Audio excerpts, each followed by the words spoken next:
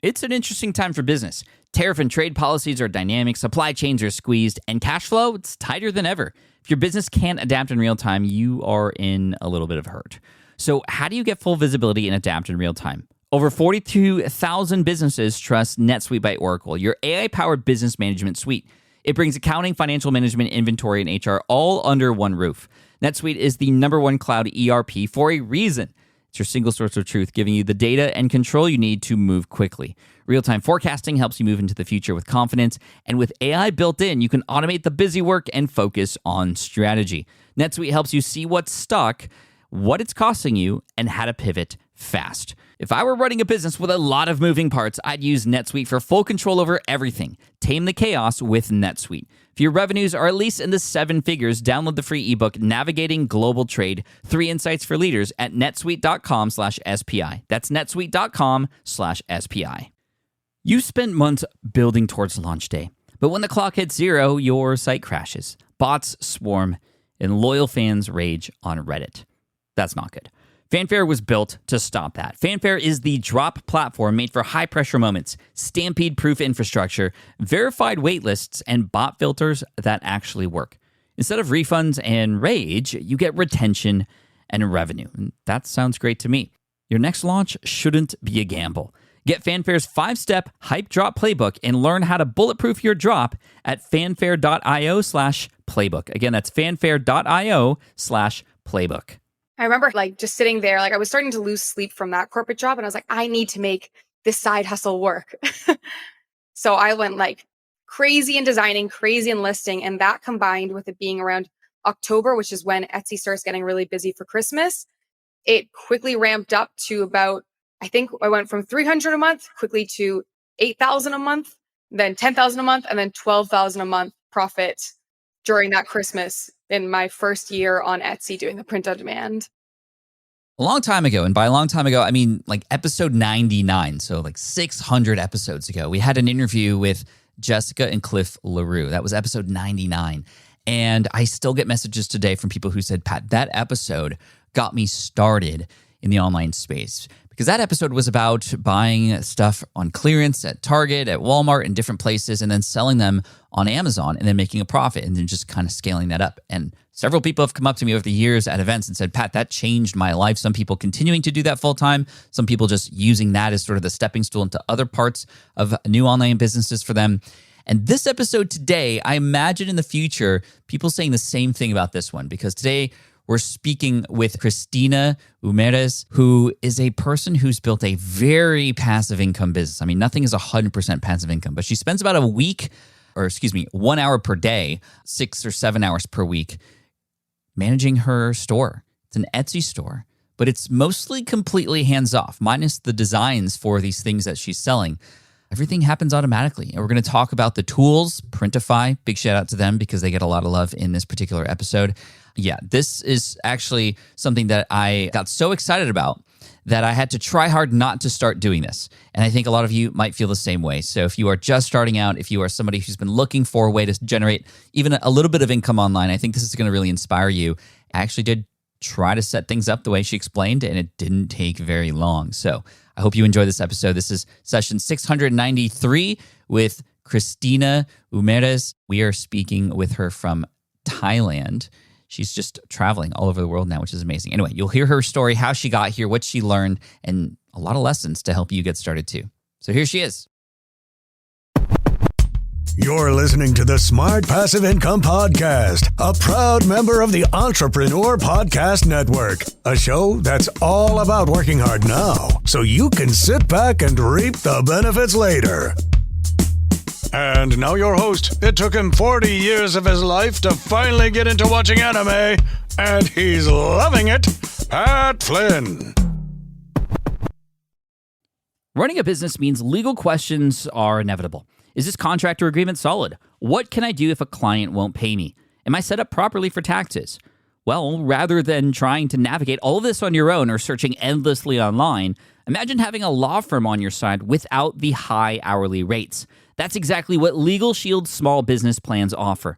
With Legal Shield, entrepreneurs get access to real legal support, contract reviews, collection letters, guidance on business formation, and even help handling IRS audits.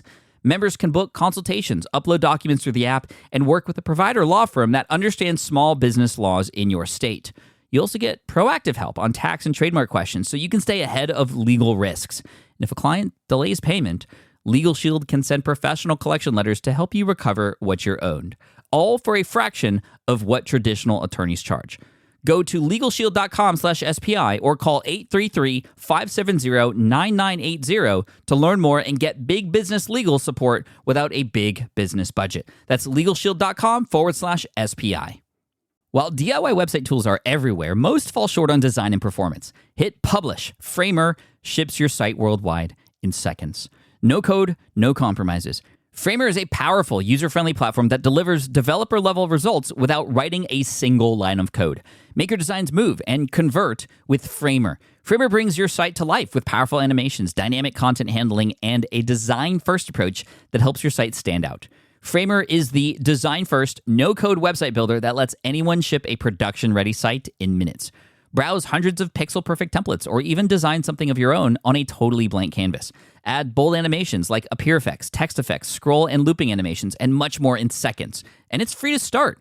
The built-in AI handles the heavy lifting of generating starter layouts and can even translate your entire site to any language. On the back end, you'll get responsive breakpoints, built-in hosting, a flexible CMS, and privacy-friendly analytics. Ready to build a site that looks hand-coded without hiring a developer? Launch your site for free at Framer.com and use code SPI to get your first month of pro on the house. That's Framer.com, promo code SPI. Framer.com, promo code SPI. Rules and restrictions may apply. Christina, welcome to the Smart Passive Income Podcast. Thank you for joining me today. Thank you so much for having me. You know, I'm excited because we don't often have guests on the show who talk specifically about physical products, but you've been able to do physical products in a way that is very passive. And this, of course, is the Smart Passive Income Podcast. But I also know it didn't start off very passive, like the work that you were doing. So tell me about what you were doing before all this amazing stuff and automation that you have going on now. What was Christina doing before? And give me a timeline as far as when that happened too. Yeah, so I was working in digital marketing pretty much once COVID hit and I was, along with the rest of the world, forced to be home. After 5, I had so much time on my hands. So I started trying to learn side hustles, anything just to bring in some extra income. I remember thinking, I was like, this is going to be like 3 months of staying inside. Maybe I should leave better off. I have all this time. So I started learning, started off with drop shipping, did not work out. Started off trying to do a digital marketing agency, got in trouble with my work for that one. And then at the same time, I was learning how to draw. And I got my first iPad. So I started drawing like my cats and stuff on my iPad. And then I started doing it for friends. And then I actually started listing these portraits, pet portraits on Etsy. And then I was so surprised. Like I did not expect Etsy to go anywhere. I was literally just listing them for like $30. I had never used Etsy before. I was figuring you had to do marketing to get any sales. But I think I got my first sale for my pet portrait within like a week or 2 of listing it. It's not bad. And then that was like really cool. That was my first like income that I've ever made for myself. So that was like a huge time in my life. And luckily that started growing and growing. And I started making money with these pet portraits on Etsy. But as it grew, unfortunately, with the both a whole lot of more competition came on Etsy for pet portraits, which made me have to lower my prices. I had raised them from $30. I think I went up to like $60 per pet. But they also took about an hour or 2 hours per drawing after an order. And I was also still working my corporate job. So I was pretty much finishing at 5 and then working till like midnight to get these done. And it was really cool to see the money coming in, but I was like quickly burning out. How long until you felt that burnout after you started doing that? It was probably like 6 months. Okay. Yeah, that I really started feeling it, but I still kept going, especially through Christmas. I remember Christmas was the craziest because, of course, on Etsy, people are shopping like crazy.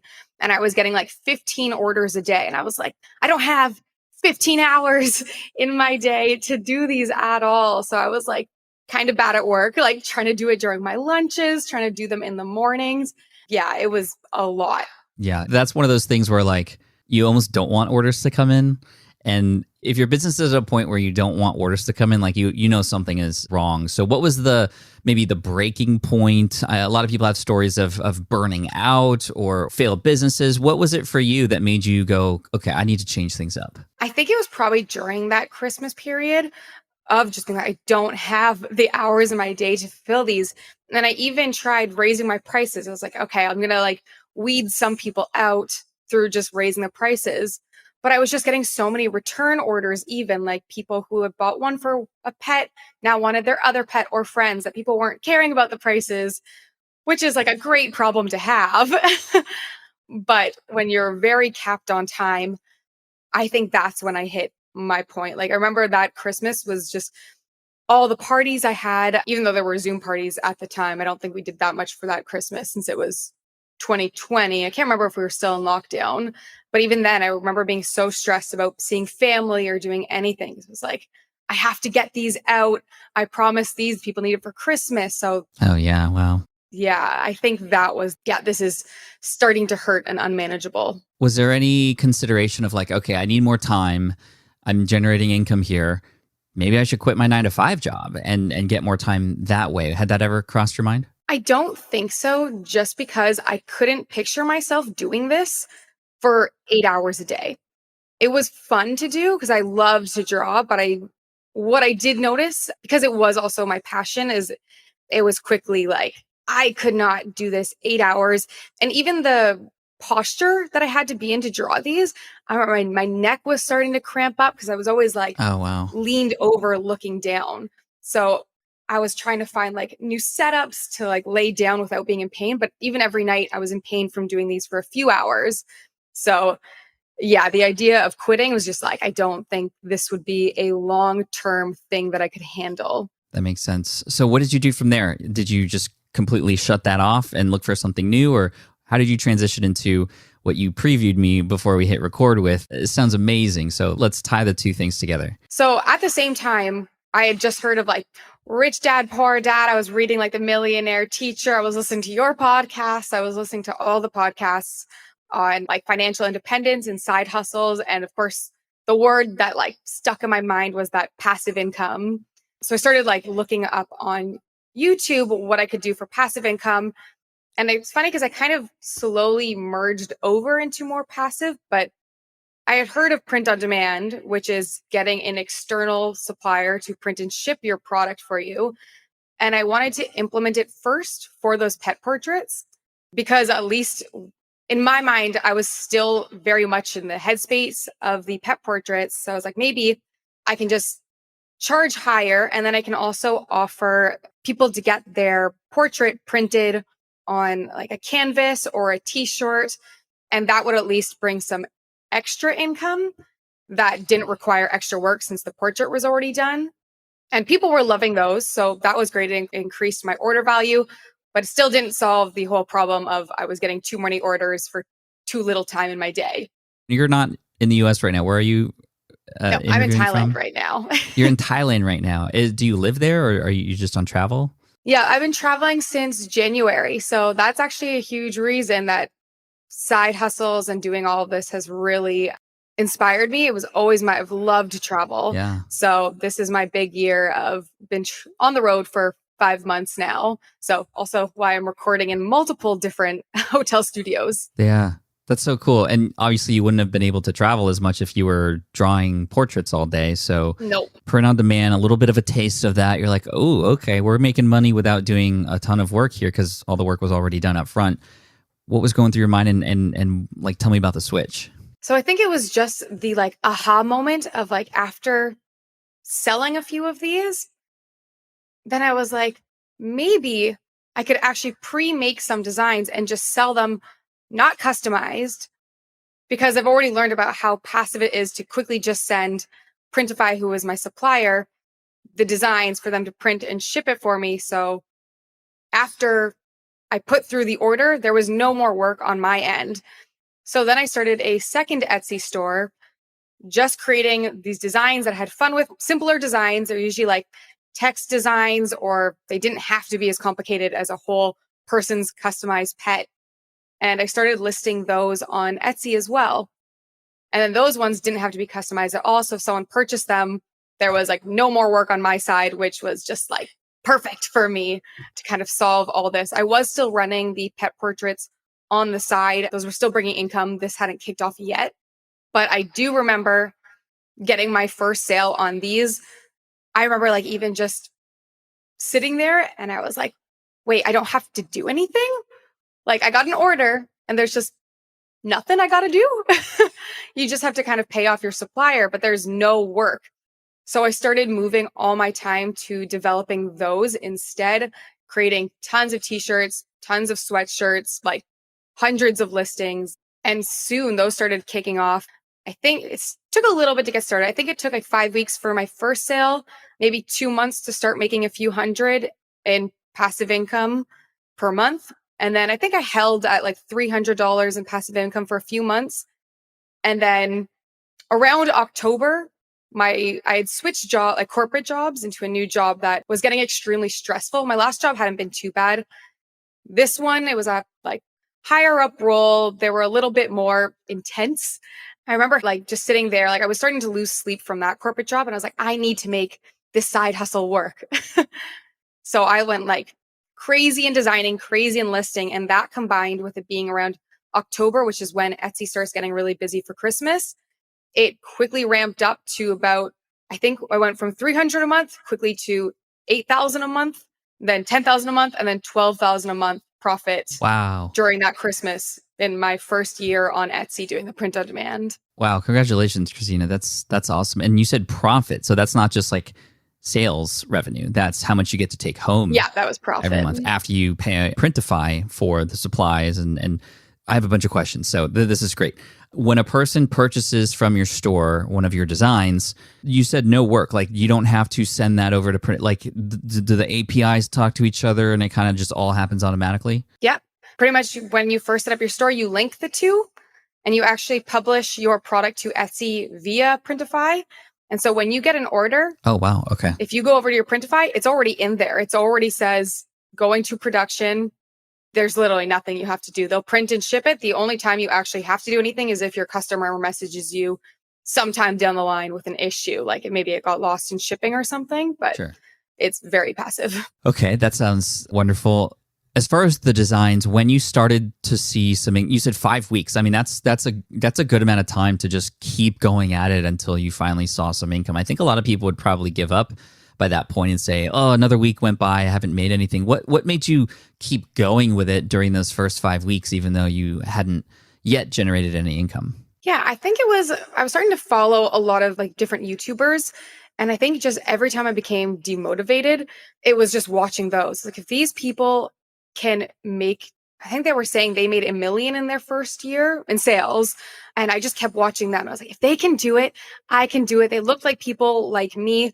And I was growing slowly. I wasn't going too crazy on designing in those first 5 weeks because it was like, I still had the other income. I still had my job. And so I was like slowly adding when I was feeling motivated like this. But I think once I got that first sale after a while, I was like, oh, I can do this. And that really kickstarted the motivation to just keep consistently adding. I remember when I started my business in 2008, I had put Google AdSense on my website and I made $1.18. And it like changed everything, you know, it just makes you believe that this is actually possible. And then of course I kept going with it and leaned into it and since have then made millions. But it really, like getting to that first sale is really, really key. I've heard many other people tell their first sales story. We've had Stu McLaren here on the podcast, who's an incredible entrepreneur, talk about his first sale too, which was actually from his brother-in-law. He didn't know, but his brother-in-law was just trying to be nice to him. And then he ended up being a millionaire because he saw one sale come in and then he had the confidence and he put himself out there. So anyways, it was a good story. Your first sales that came in with the print on demand side of things, were those sales designs from like the first 5 weeks, or was there like one design that you finally did that like popped off and it did well? Yeah, so it was actually one design that started selling. It was my first seller and it was another aha moment, which I realized in Etsy is creating designs for things that are super niche. And for me, actually, I'm super into like breath work, Wim Hof, ice baths. So it was actually like just a simple breath work shirt which not that many people are into. So there was not many people designing for it, like at all. But the group of people who are into it are super passionate. And that's a great thing on Etsy is you also show up on Google as well for searches. So it's not just Etsy, it's people looking for these shirts. And that actually ended up being my first bestseller. And then I started creating more around that niche, which also kept selling because No way. I had found the one that worked for me. That's crazy. And that makes sense. Like if one works, you keep offering different things to the same audience. So can you give me an example of like what one of your designs was for the Wim Hof? I'm familiar with that method and with that person and that breath work, but I'm curious of what a shirt might look like that might intrigue super fans of that technique. Yeah, one was super simple. It just said breathe in, breathe out. It was a super simple shirt. And then I think another one, it was like when you have three things listed, it was like mindset, ice baths, and breath. And it was super simple text designs. That's good. Yeah. Which I realized, I had tried to over design, but just these ones, this simple ones that speak to the audience were the ones that did it really well, which was great because they were the easiest to create. That's really cool. How is Printify with quality? I know a lot of people who try the print on demand thing and, they try to get sayings on shirts for their audience. And, the quality isn't always that great with print on demand, which is why, I know a lot of entrepreneurs who do work with t-shirt companies, but then they have to like buy a whole bunch up front, right? And it's good quality, but they have to buy like, the hard thing about shirts is like, well, I got to get all the sizes now. And then there's all the different colors. And so like one design could mean like 12 different versions. Yeah. And so Printify handles that, of course, but how is the quality? Like, did you examine that? And how did you know that they were like the company to go with? Yeah. So I actually had tested between Printful and Printify, getting a few samples, listed like half my products on both. And I was getting more complaints with Printful. Oh, interesting. Yeah. Printify actually now has like a rating system. So Printify works with a bunch of different printers and they all have ratings, which you're able to rate. So you can actually go in and click and you can see on a score of 0 to 10, their quality score, their production time score, and I think their shipping time. I think those were the three, but you can see it broken down based on general ratings. And I honestly don't have too many quality complaints. Of course, sometimes they'll kick up more than others. During Christmas, I'll get a few. Sometimes you can tell some suppliers are busy and customers will get the wrong shirt completely, but it's not that much. Like majority, I maybe get complaints on like 1 to 5% of orders. And usually maybe it's just a scratch on their shirt or like pilling. And if you just get a picture from your customer, that's why I really, really like Printify is their customer service is incredible. You just get a picture, show it to them, and they will offer a refund or a reprint, which then you ask your customer which one they would prefer. And then Printify, no questions asked, will usually send that. And I've even had where like sometimes if the shirt gets lost in transit, they'll even help replace that. So I'm never really out of pocket for anything. That's really cool. How often are you having customers buy more than one item? I'm curious, especially with how many items you have, and also how many SKUs are there? How many different designs are there in your library right now? Yeah, so right now I have a lot. I just hit 1,000 listings. Wow. Yeah, so there's lots of designs up there. Quite a bit now. When I first started, I was testing many niches. So you would usually only buy one shirt because they weren't really relating to the other products in there. But I've moved away from the breathwork now and found a different niche that I've had a lot of fun designing in. And now mostly everything that I design is within that niche. So now I'm starting to get a lot more orders with multiple products because they purchase, go into my store and see a whole bunch of other things that are related. So I'd say maybe like for me, a fifth or a third of my orders have multiple products. But I know some people whose whole store is like bachelorette shirts, wedding shirts, birthday shirts. So they're getting orders constantly of like 10 to 15. It kind of just depends where you're going with your store. Oh, that makes sense. So like, let's get the whole bridal party situated with a shirt or a sash or something like that. Yeah, like family Christmas shirts do really well. So oh yeah, or like Disney like family trips or family reunion stuff might be kind of interesting. It's making me think about like strategically, if I were to create an Etsy store of sorts, like how would I best position myself for success? So on those lines, if somebody were curious now, first of all, you don't have to tell us what niche you're in, because I know there's some like, you'd be giving away some secrets there, but what made you choose that niche and why did you lean into it? You said you had fun designing for it, but was there anything else that made you really dive in deeper into that? I think it was a mix of what I tell a lot of people as well as when you're first starting out your store, test multiple different like niches, write down a list and put out a few designs for each of them. And for me, I had probably at least like 10 to 20 like different niches in my store. And then you just start to see what's selling. So for me, I don't like to pick my niche and like pigeonhole myself right away when starting the new Etsy store, but I'm testing. And for me, that was the one that was getting the most purchases. And it just also happened to be the one that I really liked designing for. And it had a lot of sub niches within it. So I could also branch off even further within that niche. That's neat. With the designs, I'm curious, where do you get the inspiration for the designs in this new niche?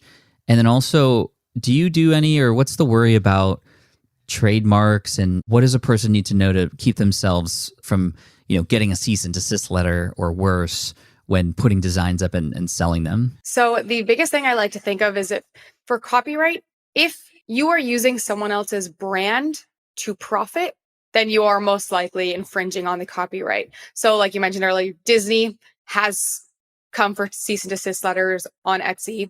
There's lots of, I know Harry Styles, even like putting the word Harry Potter in any of your listing will automatically get you taken down. And the best thing that'll happen, they'll just take down your listing. But if you get too many of those, your whole store is being shut down. You're never getting it back.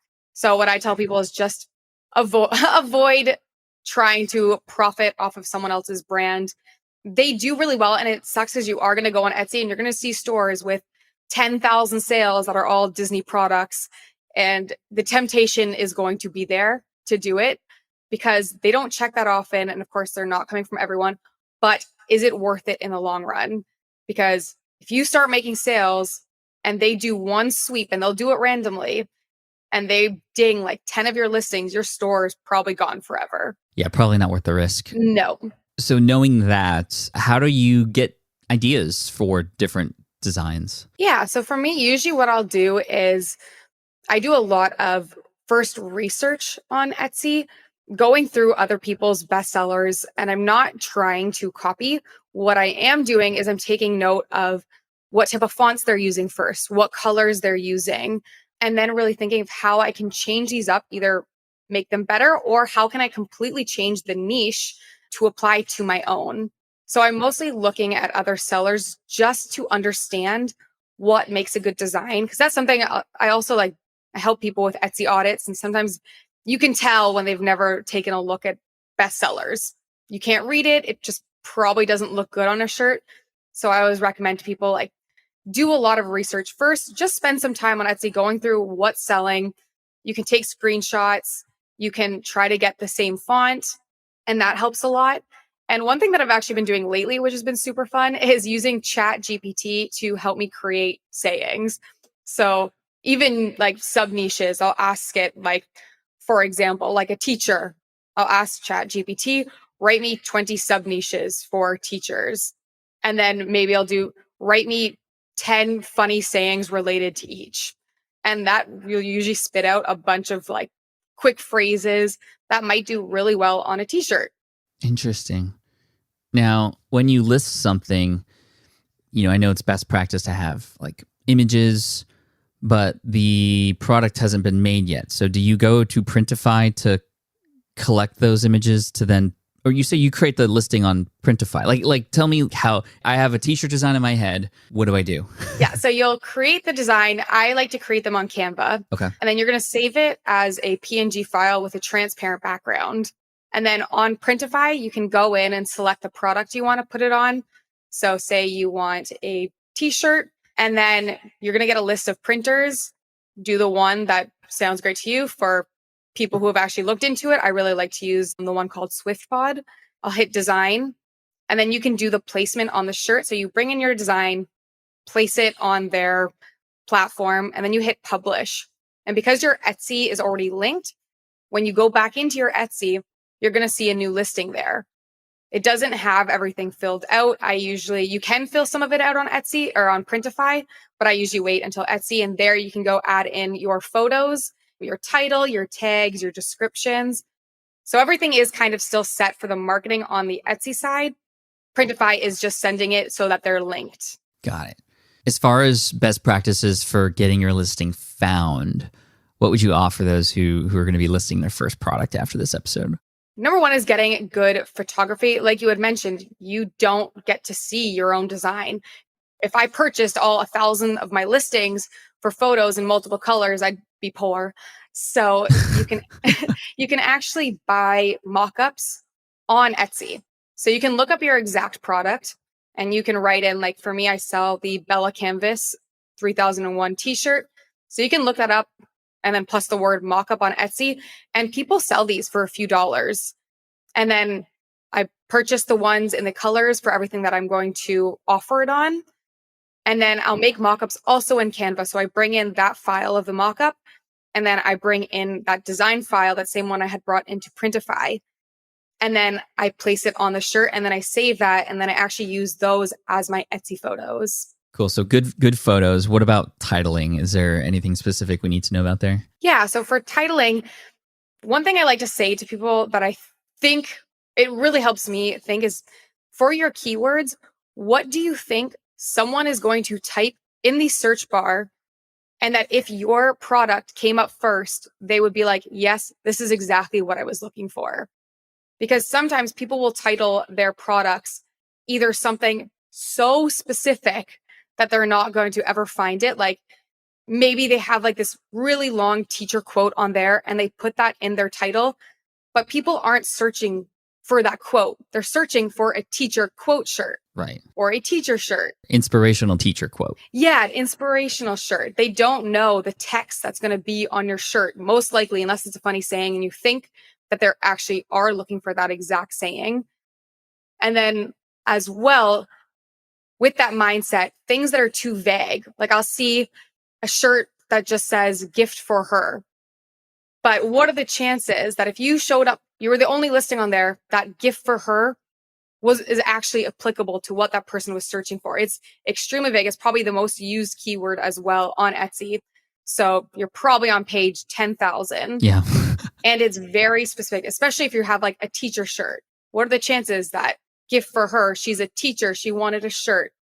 Pretty vague. I find those kind of a waste of space in your titles. What is the thought behind keyword stuffing a title? I have seen a lot of listings on Etsy. I do a series on my Pokemon YouTube channel where I buy things on Etsy and I review them or just kind of react to them. And I see like Pokeball, toy collectible, adult, kid, boy, girl, small toy, gold, shiny, Pikachu, Eevee. That's like the title of the thing. And, yeah, I end up finding it. But like, what are your thoughts about that? Is there a better way to make sure we get a good title that speaks to a human, but also like gets found when people search for it? Yeah. So for me, I like to add in commas and put them in those phrases of what people would search on Etsy. Okay. Yeah. Some people just put like the keyword like gold, her, t-shirt, aesthetic, but those aren't a key phrase that someone is going to search up. So like maybe in my title, if it was like an English teacher shirt, I would have English teacher shirt, gift for English teacher t-shirt or tee. And I would put in a few phrases, but never just not broken up. Because if someone searches on Etsy and it matches exactly what one of the phrases in your title is, then you are going to rank higher. So for English teacher t-shirt, if that's exactly what they searched, you're probably going to be showing decently high. Of course, there's so many other factors in there, but title is a big one. Versus if you had this choppy teacher, aesthetic, gift, mom, and just a bunch of random one-word phrases shoved into the title, I don't see you ranking that high. And I do see that a lot. This is really good, Christina. I have a couple more questions, but I want to make sure people understand where they can go to get more info. I mean, is this stuff that you teach and talk about on your end? It sounds like you do help some people. If they want more help, Christina, where should they go? Yeah, so I'm mostly on TikTok and YouTube under CU Online. It's c.u.online, which I thought was punny because it's my initials. But Got it. Nice. We'll make sure to put the links in the show notes for everybody. The last couple questions I have, the first one is about pricing. How do you manage pricing? Because you could price high, make more money, but then you'd price yourself out because there's cheaper versions of it versus going low. Yes, it's on print on demand, so you're not necessarily losing money by not selling, but you want to make as much money as possible. What would you suggest? yeah, so the first thing I suggest is, I'm sure if you're buying things on Etsy, you've probably noticed that a lot of people will list something for super, super low, and then you actually go to purchase it and it's like 3 times more. That's something I don't recommend. Okay. A lot of people will do that just to get initial clicks. For me, I like to offer free shipping. I like to bake everything into my pricing so that people are not shocked when they actually go into my Etsy listing, because conversion rate based on how many people clicked into your listing and how many people purchase also plays into your Etsy ranking. So if you are doing this deceiving type of pricing, which is getting a lot of people to click in, but then abandon, that's not going to help your ranking at all. So for me, what I do is I usually create a spreadsheet. I put in the price, I put in the shipping, I minus about like 9% for the fees and processing fees from Etsy. And then I'll add in the profit that I want. And that's how I usually get my pricing. And sometimes what I'll do is I'll do a lower pricing as well, a lower profit until that product starts making sales. And then I'll slowly add $1 or $2 here because it's already starting to rank high. And then probably get to more of the profit that would make it manageable or make you happy. Love it. That's great. There's also I'm finding a lot of articles written about you. Printify has a great one that talks about a little bit about your journey. I also see your TikTok as well, which seems to be popping off. So at the letter C .u.online, like see you online. Yep. Love it. Well, congrats on all of that. The last thing, you had mentioned analytics, and analytics are very important to me and my team. We use data a lot to inform what to do or what not to do. How good are the analytics on Etsy? Like, what are the kinds of things that you as a seller are looking for? You'd mentioned conversion rates, which means, okay, this many people are visiting your sales page, but then this is how many people are actually closing. And it seems to me like the higher the close rate, the better the rankings will be. That makes sense because Etsy knows they're going to make more money. But what else are you looking at? How can we pay attention to the data, and what data should we pay attention to increase our sales and do better? Yeah, so there's quite a bit. Sometimes what I'll do even is, for some data, you only get it from ads. Sometimes when I do a new listing, I'll run an ad just for a few days just to see the click-through rate, which will tell me how good is that photo, how good is that design. And that's an ad on Etsy itself that you're spending to do? Okay, got it. And then you can also go into they have marketing analytics that you can see what keywords are you ranking the highest for. So that can also really help you know what keywords to continue using in some of your designs or which way to keep going with your designs. So you can see, for the example, English teacher t-shirt, maybe that's one. It'll show you what page that is making you show up on. It is showing you the click-through rate. And so taking a look at those can really help you as well. So I do take a look at that. I take a look at conversion rate. Usually, my visits and views throughout the day is something I also like to look at just to see how my store is progressing.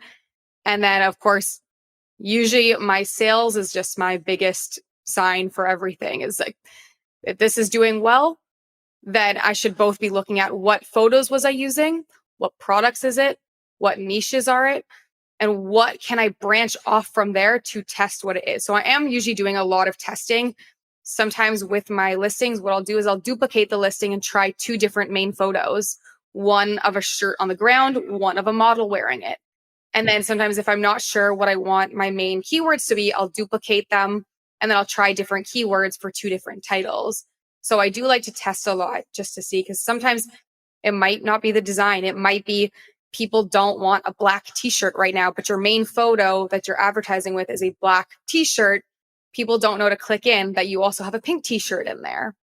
So I'll do things like that to get some extra data. That's interesting. So Although we talked a lot about passive income and you're generating quite a bit of it, first of all, congrats on that. And this is allowing you to travel and to have more freedom in your life, which is the whole point of this. But you are putting in a lot of work still. Like you're managing the store, you're adding new creative, you're checking the analytics. So if I were to ask you how many hours a week are you putting into this currently, how many hours are you putting into this per week at this point? I probably put about like an hour a day. It's become a little bit less because I've now hired a VA to help just the customer service. So amazing. The only thing I really do now is check once a day to see what's been selling, and I'll make some designs. Well, it's because I still love designing. It's just something that I've always loved to do. Obviously, with the pet portraits, I love to draw and make designs for this store. So it is something I'll usually spend an hour a day still trying to think of new ideas and designing for. That's cool. Have you ever created a design that just it just didn't sell? Oh, lots. Yeah. Lots. Okay. That's good to hear. And then do you keep those up, or do you, if they don't sell at all, do you remove them from the store? So what I'll do is I'll usually keep them up, and then usually they'll expire in 4 months. And then once in a while, I'll go into my expired listings, and they only expire if they haven't sold in 4 months. Okay. Gotcha. And then so once in a while, I'll go into that expired listings and I'll see, do I still think this is something that could sell? Maybe in those 4 months, I've learned that this SEO is not good. Maybe I've grown since I created that. Maybe I realize now the photos aren't good and I've learned some extra things during that time. So if I still believe in that design, then I'll just rejig the listing and then repost it again. But if it's something that it's like, okay, now I can obviously see this design's horrible, I'll just keep it off. Yeah. But I mean, it's worth a test, right? And this is the beauty of this. Like there's very little risk compared to the possible reward. Yeah. And I think that, Christina, you've inspired a lot of people today. You've inspired me. If I wasn't already busy doing all this other stuff and, with family and fishing and all the other extracurriculars, I'd definitely be in the weeds with designing and Canva. And this just sounds really cool. Like, this is wonderful. Thank you, Christina, for outlining this for us step by step. One more time, where can people go to follow you? And, I want to wish you all the best of luck. Yeah, thank you so much. You can find me at c.u.online on both TikTok and YouTube. Awesome. You're amazing. Thank you so much for your time today. Awesome. Thank you so much. All right. Wasn't that fantastic? I hope you enjoyed that episode. You can check her out on TikTok at c.u.online, CU for Christina Umerez. And again, the show notes and everything, the links and whatnot are mentioned at smartpassiveincome.com/session693. Like I said in the beginning, I tried out to set things up. I set things up just right after this interview. I was like, is this easy to set up? And it was. Started my store on Etsy and got involved with Printify, connected the two, and I haven't yet designed anything because I just wanted to see, is this easy to set up? And yeah, so you can give it a shot, see what happens, and I want to wish you all the best. And Christina teaches a lot of this stuff. Again, you can find her on TikTok, especially at c.u.online. Thank you again for listening. And please, if this episode affects your life in some way in the future, I want you to remember this and come back to me at some point and say, Pat, it was that episode with Christina, the person who was talking about Etsy and Printify that made changes in my life. And I do hope that we hear some of those stories down the road. And, that's up to you. So cheers. Thanks so much. Take care. And I'll see you in the next episode. Peace. Thank you so much for listening to the Smart Passive Income podcast at smartpassiveincome.com. I'm your host, Pat Flynn. Sound editing by Duncan Brown. Our senior producer is David Grabowski, and our executive producer is Matt Gartland. The Smart Passive Income podcast is a production of SPI Media and a proud member of the Entrepreneur Podcast Network. Catch you next week. Hey there, quick pause here because I have to tell you about a tool that completely transforms the podcasting workflow. Riverside. I get it. I used to juggle multiple platforms just to record one podcast episode. It was exhausting. Zoom for recording, Audacity for editing, and then a bunch of different apps just to create clips and social posts. I've tried other ones as well. They were okay, but they were clunky and super time consuming. That's where Riverside has massively helped. I can do it all in one place: recording, editing, repurposing, one platform, one streamlined flow. I just log in, record with my guests no matter where they are in the world, and just like that, studio quality audio and high resolution video all in one. And get this, even if your Wi-Fi glitches, Riverside records locally on your device so everything sounds and looks crystal clear. But here's my favorite feature, Riverside's AI editing tool. You can remove silences and filler words with just one click. Hours saved. With Magic Clips, Riverside also automatically finds the best moments and turns them into ready-to-post videos for YouTube Shorts, TikTok, Instagram, all without the extra editing. So if you're looking to level up your production quality and simplify your workflow, go to smartpassiveincome.com/Riverside and use code SMART to get 1 month free on the Pro plan. That's smartpassiveincome.com/Riverside, promo code SMART. It's built by creators for creators, and I think you're going to love it. I get it. You want to grow your business, but selling at scale feels overwhelming. You're drowning in complicated funnels, creating different lead magnets, or constantly posting on social media. And that gets exhausting fast, especially when you're trying to sell to hundreds or thousands of people. But what if you could sell at scale with a simple, powerful quiz? A score app quiz or assessment asks your audience key questions and gives them instant personalized results based on their answers. Your audience gets to know where they are now and shows them the steps they need to hit their goals. You can set up a quiz in minutes using Score App's templates and have a powerful lead magnet that'll do the selling for you. The best part is your audience actually wants to take this quiz, and you build huge amounts of trust before you even make a single offer. No hard sales, no chasing leads, just value at scale. Get 50% off the first 3 months using the discount code SPI. Just head to scoreapp.com/SPI. Again, that's scoreapp.com/SPI.